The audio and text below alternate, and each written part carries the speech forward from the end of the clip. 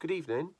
Oh, good evening. So I've just seen Alice Kingston's greatest ever performance in Strictly Come Dancing.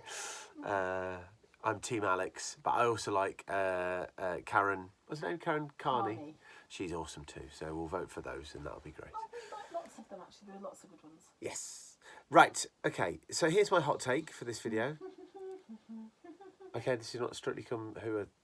You came and started doing it next to me in bed. Here's my hot take for this. It's because I need your opinion in a minute. No, I think the Amy and Rory story went on for half a season too long.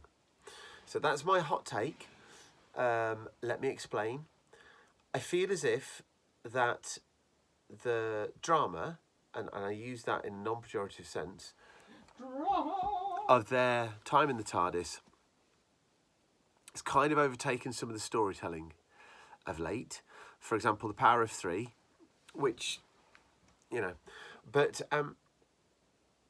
kind of it was the story of Amy and Rory, really, wasn't it? And Dinosaurs on a Spaceship,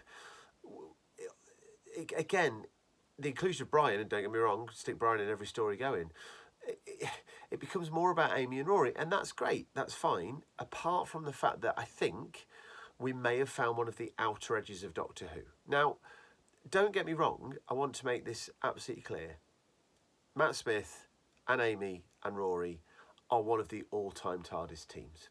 And I that is not in doubt as far as I'm concerned. But there's just been something about, I think, perhaps it's the resolution of the River Song saga, by which I mean, the Impossible Astronaut. I think that's the true resolution of that story, really. But yeah, that's true. And then it just sort of carries on. Exactly, and I just think the natural point for that to have ended was Christmas after that, probably, with a nice send-off in some way. So now we get to a point that perhaps we should have had a little while back, and because of the intensity of the story around Amy and Rory, this single episode, which I've got to tell you, I was absolutely convinced was a double episode. I was convinced it was a double episode. I was flabbergasted to realise it wasn't. But the weight on this story is so vast that this story is being asked to do an awful lot of things. Okay, you've got to provide some sort of satisfactory ending to not only Amy and Rory's relationship with the Doctor, but also with River. I mean, they are a foursome of a team as well. And therefore, bringing back the Weeping Angels makes a lot of sense in that regard, because they are the singular great monster of 21st century Who, aren't they? So that fits. I'm cool with that. But there's a lot riding on this story. And it's very interesting how, and Humphrey's pointed this out, in actual fact, this is actually not much happens.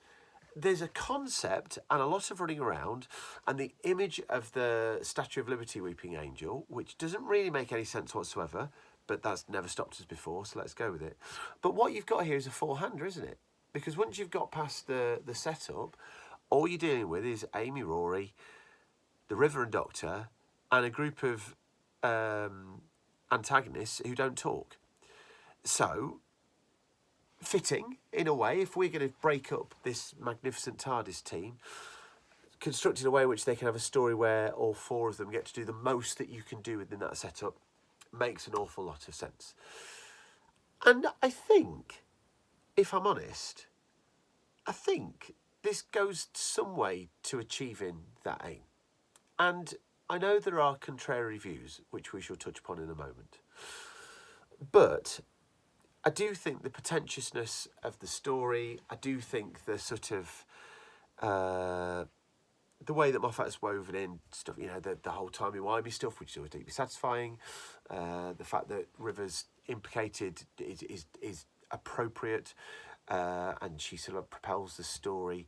The fact that he, with his usual chutzpah, he kind of has to construct something that just sort of survives on its fairly surface level, so we can just have the emotional drama. In many ways, it's more of an RTD story in that regard, isn't it? Just with a few Moffat tricks thrown in. But I really enjoyed The Angels Take Manhattan, and I think it was a fitting send-off to an extent for Amy and Rory. So listen, I'm not going to criticise the performances of the four leads because they're all exceptional. I think if I was to have a problem here, it's that, and this is a problem that New Who's got, it's like the equivalent of power creep in Marvel films. The stakes by which you have to separate the Doctor and the companion have got to ridiculous proportions now. There was a time where we would just have to accept that Leela had met a Gallifreyan in like half an episode and had fallen in love with him, which was ludicrous. I mean, absolutely ludicrous. Happened to me once. Well, indeed. Yeah. But the simple fact is it left the programme still functioning as the programme needs to function. It allows the Doctor to have that sort of air of remoteness still, which I do think is quite an integral part of the character. And we can just sort of crack on. And maybe I'm naive in that regard. Maybe Telly's moved forward a lot further than that. Maybe, well, it certainly has. And Doctor Who's moved a lot further than that. And maybe this is me being part of the old guard here. But it's just to have to intricately put together such a story so that you can separate the Doctor from Amy in particular, but Rory as well. I mean, you know, is there? But that bit at the end where Rory gets zapped back and then Amy, everything sort of, it has a lot of weight on it, obviously. It generates a lot of weight of itself. But my gosh, for us to buy into that and for us to be okay with the trauma the Doctor has, very selfishly, it's a very childish attitude from the Doctor as well. I mean, he's been split up. I mean, he got split up from Rose and he didn't make, you know, such a hoo-ha about it. I don't know. I feel like the programme, and I'm not criticising anybody for this. I've said before that it's got to explore. It backs itself into a corner, doesn't it? How do you break up this relationship, which has just been built upon and built upon and built upon? It's so brilliant and so brilliant and so brilliant. How do you break it up? So we do get it broken up. And I love the bit in the graveyard. I love the fact that Amy pleads with River to try and make this okay because there's that connection there. And how, you know, ultimately she goes with Rory because you know she goes with Rory because that's the right thing, but it rips the Doctor apart. And I'm okay with the fact that the Doctor's so ripped up about it because they're his best mates, notwithstanding that he's had so many best mates in the past, but it's a new Doctor and it was his first companion. You always think that means a bit more, don't you?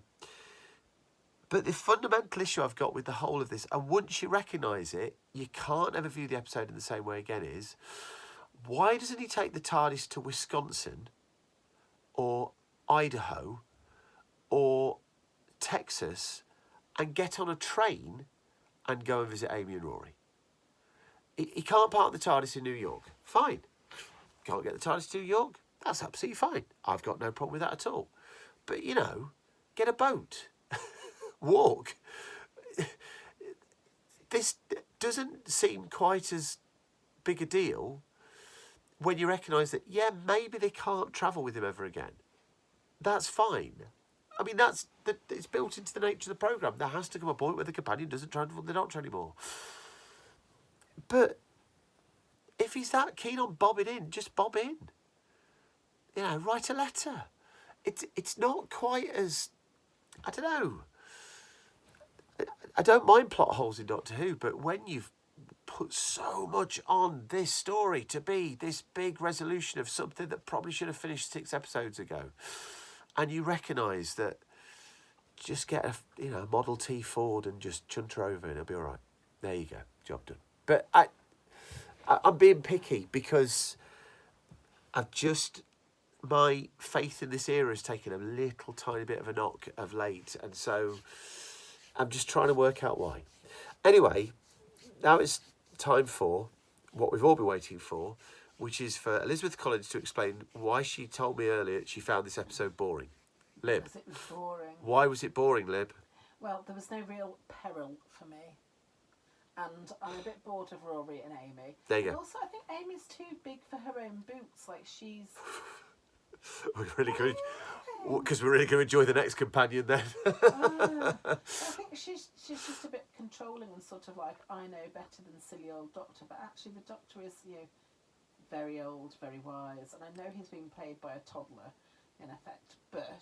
It does also help that you've got another character who probably has more of a right than Amy to know more than the Doctor most of the time in this era of Doctor Who and as then well. Amy's also positioned as the mother as well, which is just weird, timey-wimey shit that is stupid.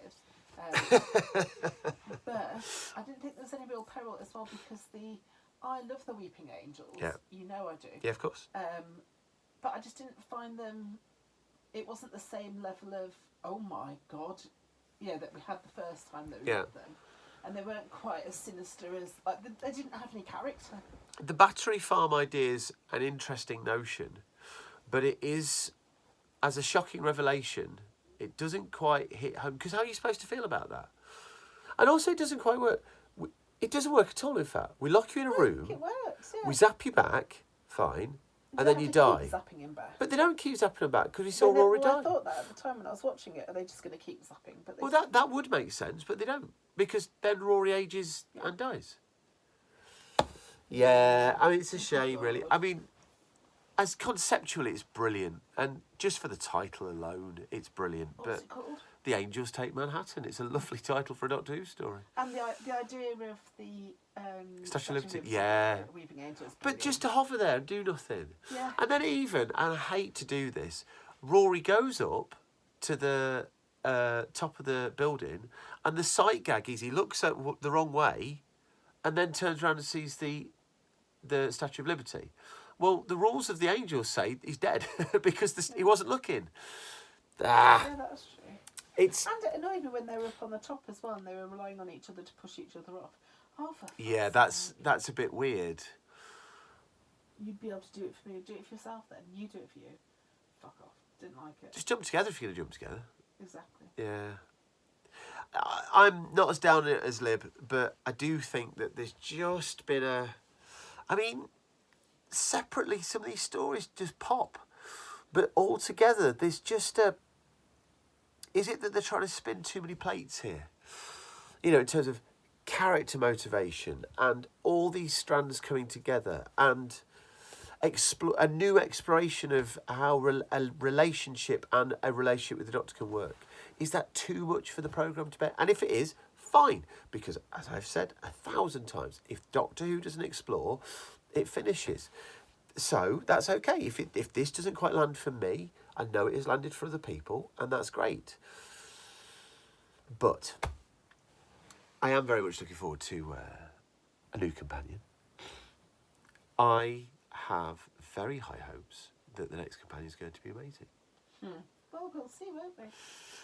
I genuinely do. I genuinely do. How do you feel about the idea of a new companion, Elizabeth? Well, I'm looking forward to When, just breaking out the kayfabe of this, what's the next companion you really like? Is it Nardole? No. Is it Yaz? I do like Yaz. There you go, it's Yaz then. I love Yaz. We've got a long way to You wait. just skipped right over...